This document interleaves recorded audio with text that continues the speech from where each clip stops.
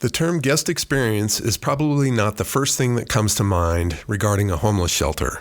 But thanks to a deep calling to help others and a commitment to providing a safe and dignified hand up for those experiencing homelessness, Mike Sinnett, Vice President of Shelter Services for Catholic Charities of Denver, will explain how he and his team are very intentional when it comes to serving their guests.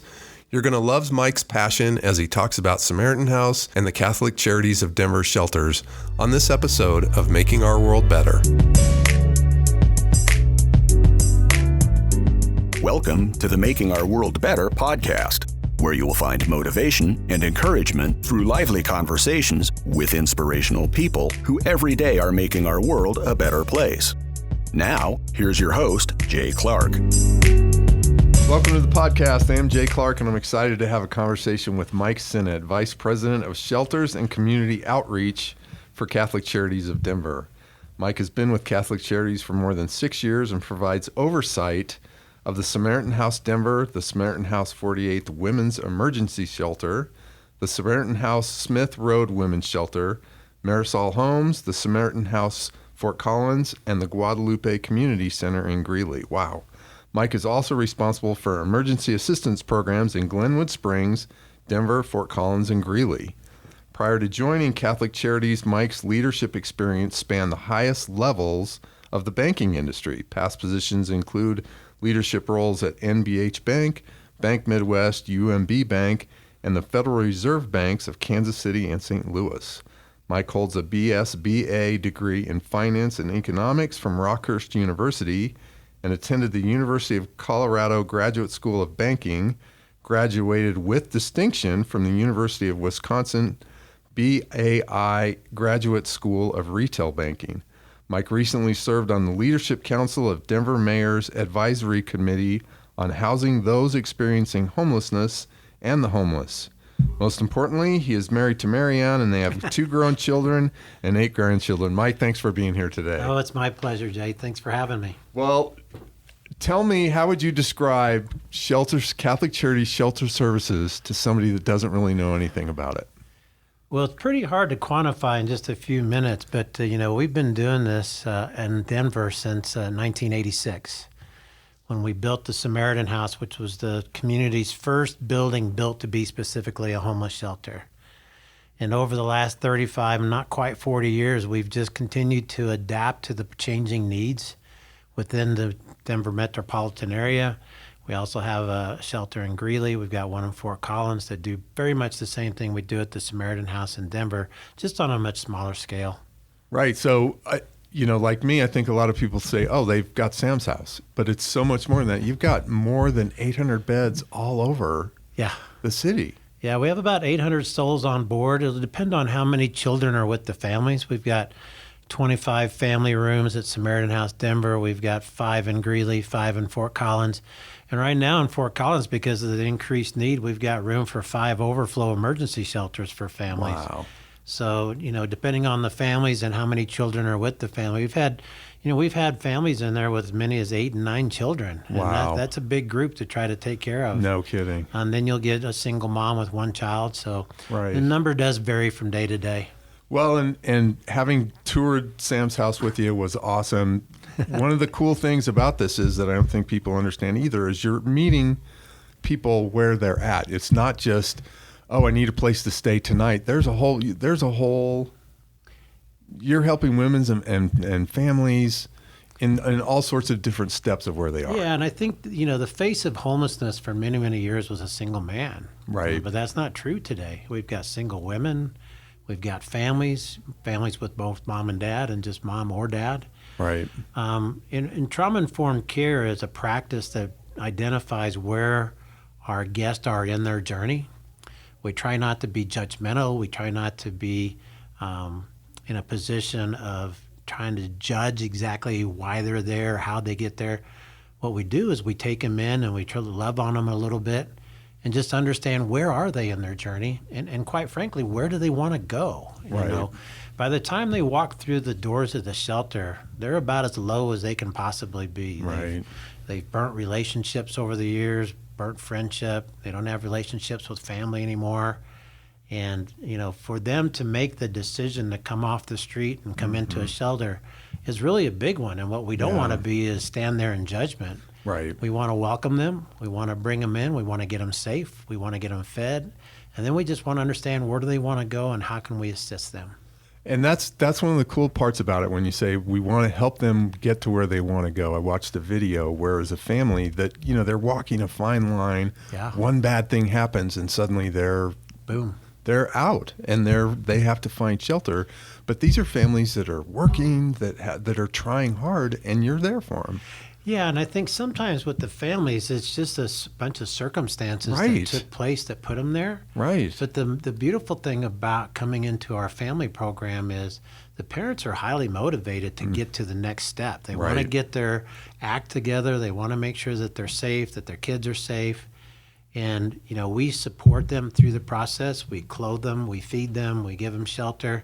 So we can try to identify ways to get their income generated again and put together a game plan specific to them, not just a template, but a plan specific for them to get them back on that trajectory of recovery. That's awesome. And I love the term guests because I think that really presents a dignified, you're trying to provide dignity. And one of the other things that I'm really curious to hear more about is this clothing and feeding.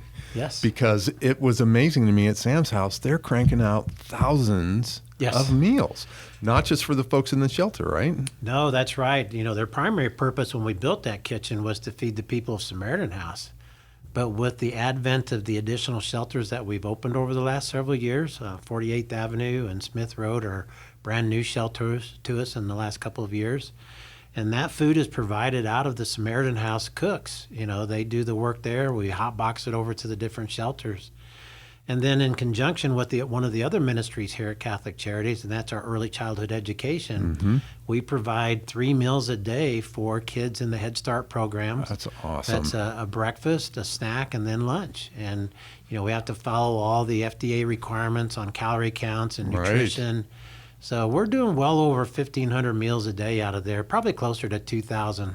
Per day. Per day, yeah. That's remarkable. That's more than most restaurants in Denver put out. I mean, seriously, and it's this big, ginormous industrial kitchen, but you go by Sam's house and you think, oh, that's just where people go and crash for the night. But again, it's so much more than that. Yeah, we're like a book that's got a lot of deep pages to it. Well, the other thing I really like about it is you're under the umbrella of Catholic Charities, but you don't have to be a Catholic to benefit from what you're providing. Oh, no. We do this because we're Catholic, not that we want other people to become Catholic. Now, we would welcome them, but that's not a requirement to get into the program. We welcome everybody that comes through the door. Which I love that we do it because we're Catholic, not because they are. I just think that's awesome. So you talked about homelessness is such a complicated issue. You're in the middle of it. You're dealing with the big issues, but on a day-to-day difference, what does it take to make it happen to keep these shelters open? Because it's a day-to-day grind. Well, it takes a lot of patience, number one. It takes a lot of tenacity.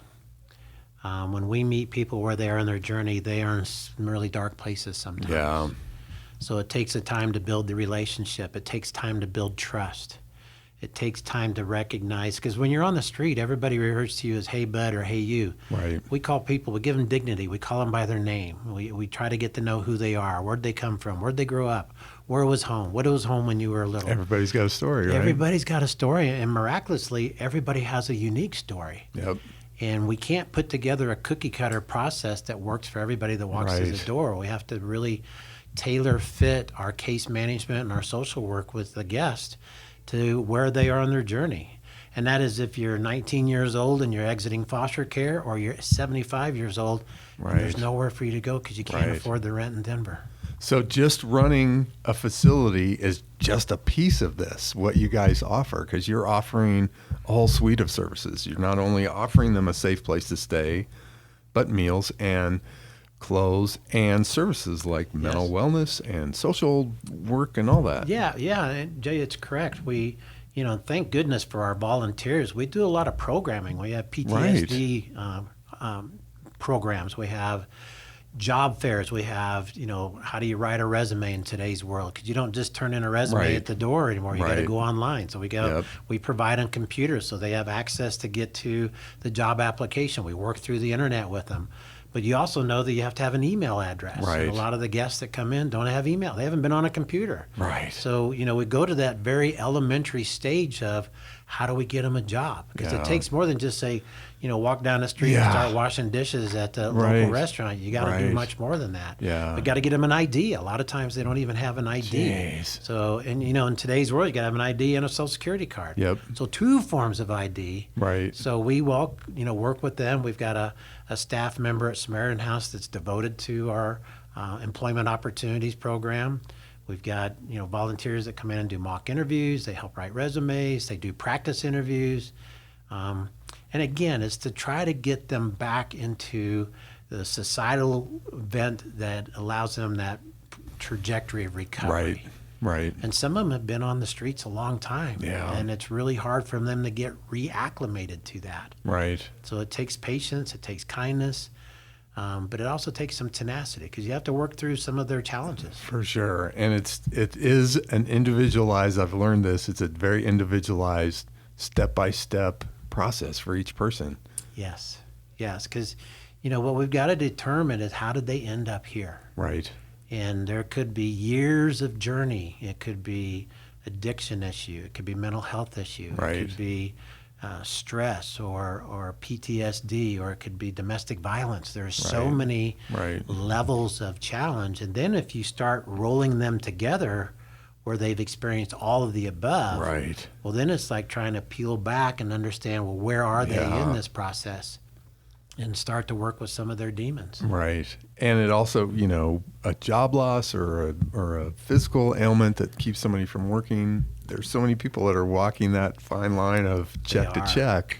They are. That one small setback. But again, you have something to get these people back on their feet. We do. We have our social caseworkers, we have case managers, and we've also just started programming at Samaritan House. We're bringing in trained clinicians who have all the Wow. credentials to help really understand. So in the past, all we provided was shelter, and we said, well, that's just not good enough. The guests are changing, their needs are changing.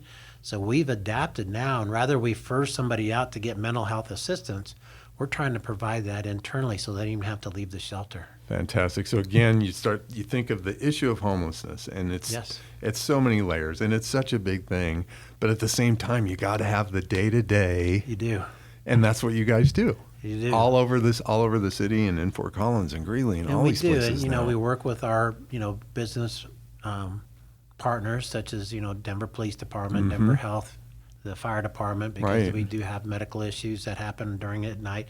Kind of like, raising your kids. Right. They only got croup in the middle of the night. They didn't get it at 2 o'clock in the afternoon. Right. So, those issues do arise. So we depend on our partners to help. It takes a community to do this. No kidding. That is for sure. Now, you've been at it now for a little over 6 years. Yes. How would you say you've seen things evolve, especially in regards to the people that you're serving? Yeah, I think the biggest way to answer that, Jay, and we all are struggling with this, is our guests are older and less healthy. And over 70% of our guests are experiencing some kind of behavioral health issue, whether that's mental health or substance abuse, addiction issues. 70%? Over 70% have some kind of interaction with some of those issues. Wow. So, when I first took over shelters over 6 years ago, we had transitional shelter, which meant we just needed to help them get up and going. Right. And we could help them get jobs. We'd help them. The ultimate goal would be to get them, housing, get Right. them off the street, get them in their own house. Right. And the challenges we're experiencing are multiple here in Denver. Partly is because the housing is so expensive. An average apartment in downtown Denver is $2,100. $2,100. And, if you're making $16 an hour, which is Right. a pretty good wage, but not by comparison, you can't afford that kind of rent. Geez. So older, less healthy, and then housing is a big problem. Wow. Well, I know you've had a long, successful career in banking. You didn't need to do this. So I'm really fascinated in what draws you to this and what has kept you doing it. I think there's 2 things, Jay, that really were the drivers. Because when I talked to my wife after I left the banking field, was, what do I want to do with the rest of my life? Well, I didn't want to play golf. I didn't want to do those kinds of things. I felt like I wanted to give back in some way. I had to give back. In banking, I just didn't feel like we gave back enough to communities. And I think giving back to the community through service was my biggest objective. And the other, quite frankly, is I wanted to expand and grow my faith. And I think working for Catholic Charities is a great way to do that. You see the face of Jesus in the people that walk through the door. You see miracles that happen. You see things that change. You know, when I lay my head on a pillow at night and I've really helped somebody through my team and our efforts, and it's a team effort. Right. That gives me great reward for doing what we do, because it's not an easy job. It's a difficult job. Yeah. But we do it for those successes. And although sometimes they seem rare and really a challenge to accomplish or achieve, when you do see it, it's just touches your heart and you go, I did make a difference. Yeah. This is not a fair question. I always tell everybody, but I like to ask it anyways. Do you have any stories that really jump out at you or that are favorites? I mean, I'm sure there's hundreds. There's a lot of them, but there's one in particular. There was a woman probably in her early 50s at Samaritan House. And she came in and she was about as low as you could probably imagine. She didn't want to come into a shelter. She was scared. She heard rumors about it. We got her in there. We were so excited to have her. And she just started to blossom. She started to come out of this shell of a woman to this very vibrant, outgoing, gregarious woman. And she loved the kids in the shelter. So she at Halloween would dress up for the 10 days before Halloween and walk through the shelter. At Christmas time, she wore all the festive clothing, the reds and the hats, the Santa hats. And one day I was at Samaritan House, and she walked up, and she was so excited to say, Mike. I'm like, what? You know, it's like, 'cause she's always just out there. She says, I'm moving in my apartment on Friday. Oh, wow. And I said, are you kidding? And she says, yeah, I'm so excited. And I got to tell you, I just about lost my composure because I was so excited for her because she had come so far. And to see that bright, wonderful smile that she was getting her own place, that's why we do it. You guys played a big role in making that happen. That's why we do. That's awesome. Now, long time in the banking industry, business leader, what have been some of the leadership principles that you've learned throughout your career that have been really important that you've leaned on? Yeah, and I think that's a really great question. One of the things I talk about with my team is we're in the service industry. Right. People come to this because they have a need, whether it's in banking where you want to come in and open a checking account, or you're experiencing homeless and you need help, you need shelter. Right. So we always talk about the guest experience. And I learned that from, some of the motels, and I graduated from Disney Institute and some other things. But it's the guest experience that is so important. So you have to look at the experience through the lens of the guest, not your own. And how can we, if you're scared to walk in a shelter and we're mean and not friendly on the other side, we just reinforce it. Right. But if they walk in the shelter scared and they say, hey, welcome, we're glad you're here. What can we get you? Are you hungry? You're thirsty? Let's get you started through the process. Make yourself comfortable. You're at home now. You're safe. Well, then that is an elevated experience. No kidding. That they didn't have. We exceeded the expectation. That's the goal. We exceed the expectation of the guests when they come in. And that's fascinating because even at a homeless shelter, there's still the great opportunity to provide an elevated experience, which I think is critical for any nonprofit. You have to look at that customer experience, and it's a competitive marketplace, even at a homeless shelter, It is, and what we don't want to do is reinforce that lore that's out there that shelters aren't safe, that they're dirty, that people beat you up, it's violent. That's not true. It's not that way. But if they walk back on the street and reinforce that by saying, "Oh, that was a terrible experience," then we really haven't accomplished the objective there. That's awesome. So, what really excites you moving forward and really keeps you going with doing this? Well, I think what really excites me right now is this clinical view that we're bringing into the shelters, and we need funding to do that, but bringing in a level of care that we couldn't provide before. We had to go outside with Yeah. other business partners. I'd really like to make that available in all of our shelters. Right now, it's primarily at Samaritan House Denver. Yeah. We got a special grant to do that, and I'd like to find other grants that will allow us to provide that level of service and expertise in all of our shelters so that Right. everybody gets that same level of service. Well, and touch on this just a little bit. Financially, this is not an inexpensive endeavor because there's no fees or, No. I mean, everything you do is from what is raised, basically, That's correct? exactly right. Yeah, we have public grants, we have private grants, we have federal contracts like with the VA because we do a program special for vets. We've got a lot of other private donations that come in, foundations that offer some support. The city of Denver provides a lot of support for our Women's Emergency Services program. So that's important. But yeah, we're close to a $19 million annual operating budget for those 800 souls on board. And then throw in, we need to do a big renovation of Sam's house, which turned out awesome. And that's the treadmill you never get off, right? Well, you're absolutely right, Jay. It just, that building was 35 years old. It was in great need of restoration and updating. And, think about living in your home for 35 years. Yeah, You don't paint the right. walls. You don't redo the Right. floors. The ceiling tiles had been stained from leaks over the years. Right. And again, we wanted that experience to be such a beautiful experience. If you walk in, you see how, dark walls, dark Right. carpet, stains. You're like, well, this isn't very welcoming.